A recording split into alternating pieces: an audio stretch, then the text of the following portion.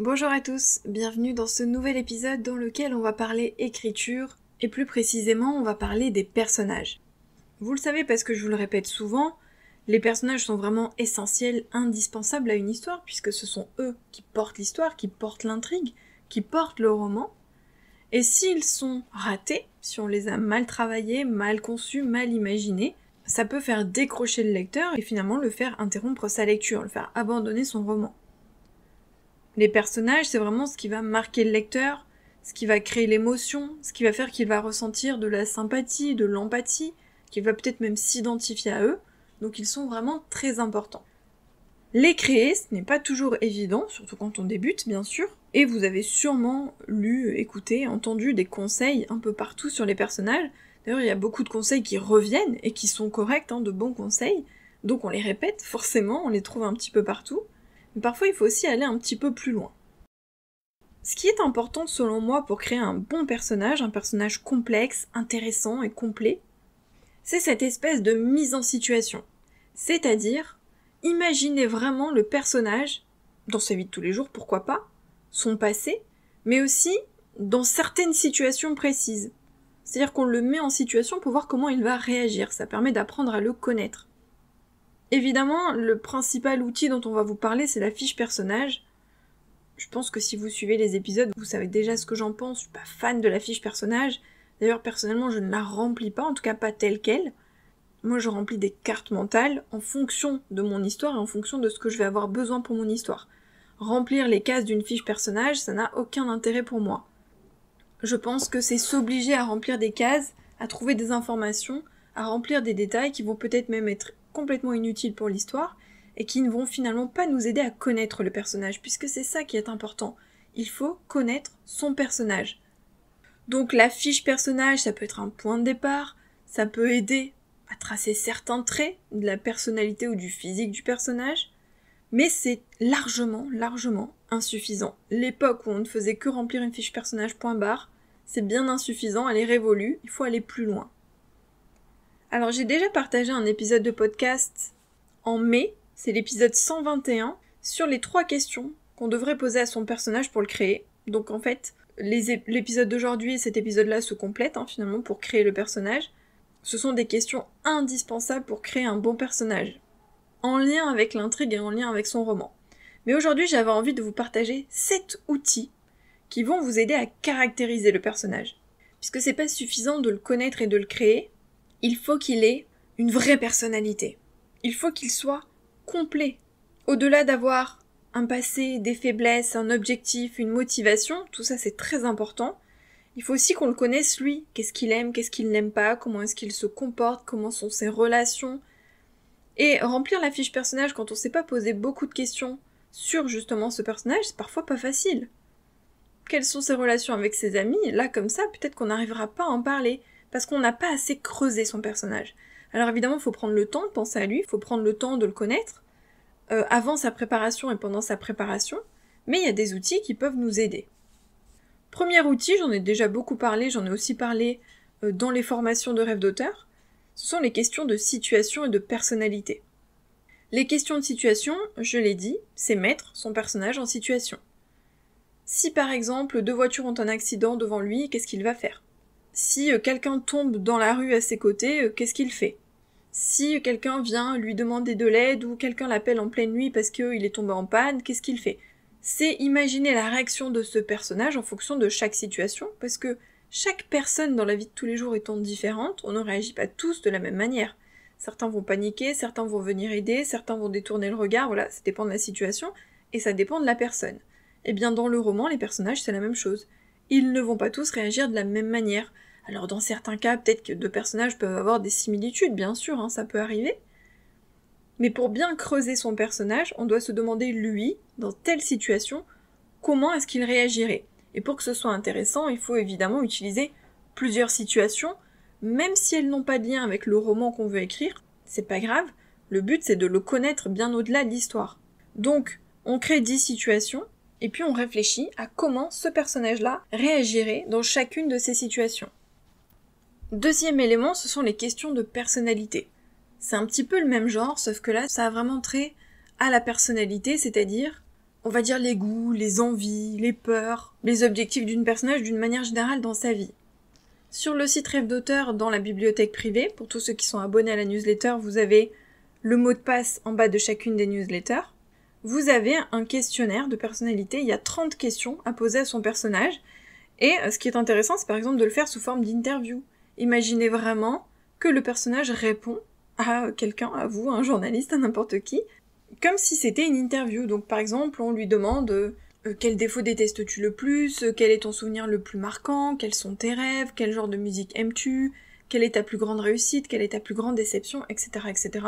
Donc moi j'ai prévu 30 questions, mais après vous pouvez les adapter, en mettre plus, en mettre moins, ça dépend de vous. Faut pas qu'il y en ait trop non plus, parce qu'après on risque d'être un petit peu noyé. Mais encore une fois, le but c'est d'apprendre à connaître son personnage au-delà du roman. Donc ça c'était le premier outil, les questions de situation, les questions de personnalité. Deuxième outil, le test des 16 personnalités. Alors ce test c'est le test MBTI, vous en avez peut-être déjà entendu parler. Ce test il a pour but de définir quel profil représente le mieux une personne parmi les 16 personnalités qui sont proposées. C'est-à-dire qu'on peut le faire nous-mêmes, il y a même le test en ligne qu'on peut réaliser. Le but normalement c'est de mieux se connaître, mieux se comprendre. Ce qui est intéressant du coup c'est de le faire pour son ou ses personnages afin de mieux les connaître et de mieux les comprendre. Donc sur le site 16personnalités.com, alors c'est en anglais, c'est 16personalities.com, mais le site en lui-même est en français, il n'y a que l'adresse qui est en anglais. 16 c'est écrit en chiffres. Si vous tapez 16 personnalités, c'est dans les premières réponses, je crois même que c'est la première réponse. Donc vous tapez test 16 personnalités. Vous allez tomber sur donc le site, sur lequel il y a le test de personnalité que vous pouvez remplir, et ensuite il y a la catégorie type de personnalité.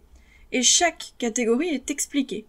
Donc dans les catégories, on a les analystes, les diplomates, les sentinelles, les explorateurs, et dans chacune de ces catégories, il y a aussi des sous-catégories. Donc ça peut permettre aussi de déterminer plus précisément comment est le personnage, comment il se comporte, quelle est sa personnalité. Si je prends par exemple l'innovateur, vous avez une explication. Le type de personnalité innovateur est l'avocat du diable ultime qui prospère en décomposant les arguments et les croyances, etc., etc. Vous avez aussi quelques personnalités célèbres.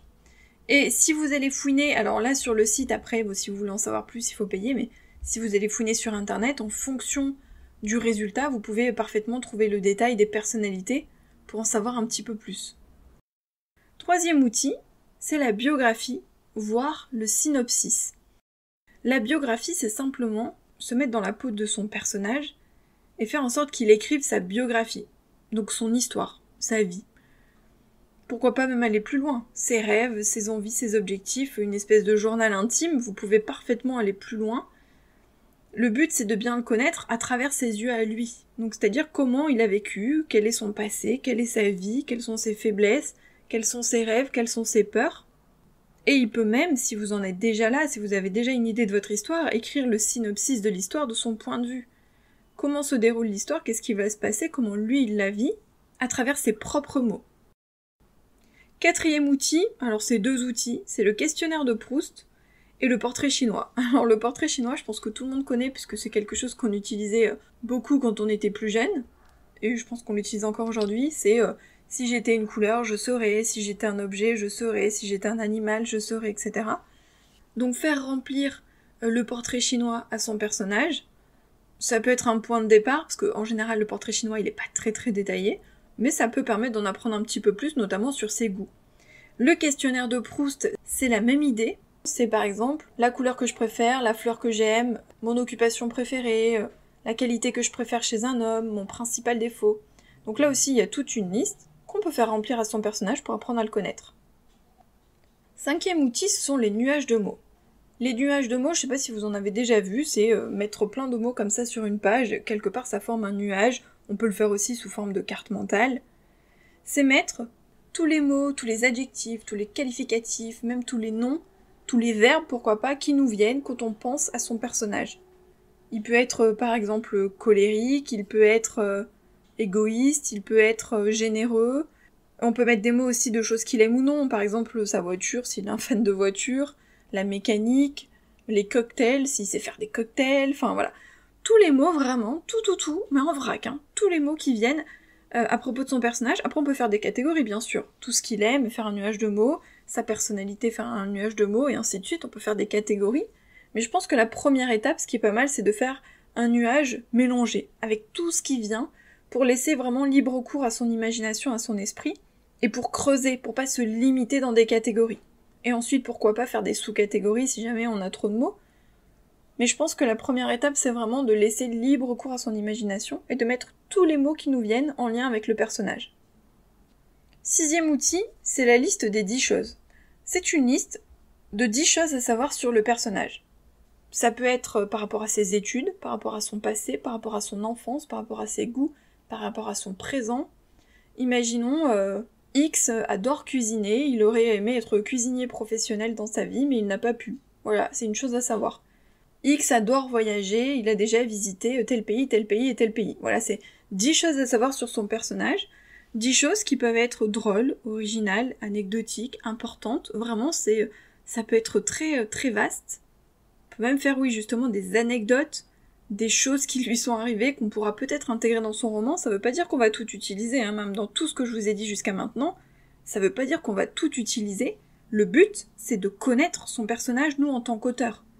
Donc il y a des choses qui vont peut-être atterrir dans le roman. Par exemple, là, si on a des anecdotes drôles, pourquoi pas, peut-être qu'à un moment donné, on peut les glisser. Mais il y a des choses dont on ne parlera jamais, mais que nous, on saura, parce que ça nous permet de bien connaître le personnage, de définir son caractère, sa personnalité, sa vie d'avant et sa vie pendant le roman. Enfin, dernier élément, dernier outil, c'est le tableau Pinterest. Alors, on n'est pas obligé d'aller sur Pinterest, on peut très bien le faire sur son ordi, sur Canva, sur ce que vous voulez. C'est juste que Pinterest, il y a quand même beaucoup de ressources. Donc ça peut être intéressant à partir du moment où on veut faire une espèce de vision board ou un tableau. Pinterest, pour ça, c'est vraiment pratique. Le but, c'est, alors, de trouver, pourquoi pas, des images, des photos pour représenter physiquement le personnage, mais aussi de trouver des choses qui sont en lien avec ses goûts, sa personnalité, etc. S'il aime, comme j'ai dit tout à l'heure, la mécanique ou les voitures, on peut mettre des photos de voitures. S'il aime les fleurs, s'il est jardinier, hop, on met des photos dans ce coin-là. Si c'est la cuisine, et voilà, on met des photos de cuisine. Et alors on n'en met pas 15 000 les photos, hein, parce que s'il y en a trop, après on est noyé, on n'arrive plus à faire le tri. Mais on peut mettre une photo, par exemple, pour chaque point essentiel. Pour comprendre, il aime la lecture, on a mis des livres. Le but ici aussi, c'est de toujours connaître le personnage, mais visuellement. Parce qu'il y a des auteurs qui sont plus visuels, qui ont besoin d'images, qui ont besoin d'avoir des éléments auxquels comme ça se rapporter, se raccrocher, parce que les mots ne suffisent pas pour eux. Donc les tableaux Pinterest, pour ça, c'est super sympa. Soit on fait un tableau général avec le nom du personnage, vous pouvez les garder en privé, hein, évidemment, on n'est pas obligé de les partager. Soit ici aussi, vous pouvez faire des sous-catégories. Son physique, hop, on a un tableau pour son physique. Ses goûts, ce qu'il aime, hop, un tableau. Ce qu'il n'aime pas, un tableau. Ses envies, ou ses rêves, ou ses peurs, hop, un tableau. Donc on peut vraiment faire des sous-catégories si ça nous aide, ou alors garder un tableau général qui dresse finalement le portrait général du personnage. Je récapitule les 7 outils, les questions de situation et de personnalité, le test des 16 personnalités, la biographie du personnage, le questionnaire de Proust et le portrait chinois, les nuages de mots, la liste des 10 choses, et le tableau Pinterest, sans oublier bien sûr ce que j'avais dit au départ, donc la fiche personnage, qui n'est pas suffisante, mais qui est aussi un point de départ et qui peut être utile. D'ailleurs, on peut aussi la remplir après avoir fait tout ça, quand on a une idée beaucoup plus précise de son personnage. Là, ça peut être intéressant parce qu'on aura de vraies informations qu'on sera allé chercher et creuser ailleurs. Alors que quand on commence parfois par la fiche personnage, mais c'est pas assez abouti, on reste un petit peu superficiel, on reste en surface, et on n'a pas assez creusé sa personnalité. N'oubliez pas d'aller écouter, si ce n'est pas déjà fait, l'épisode 121 avec les questions importantes à se poser sur ces personnages. Et puis nous, on se retrouve dans 2 semaines pour un nouvel épisode de podcast. Bye!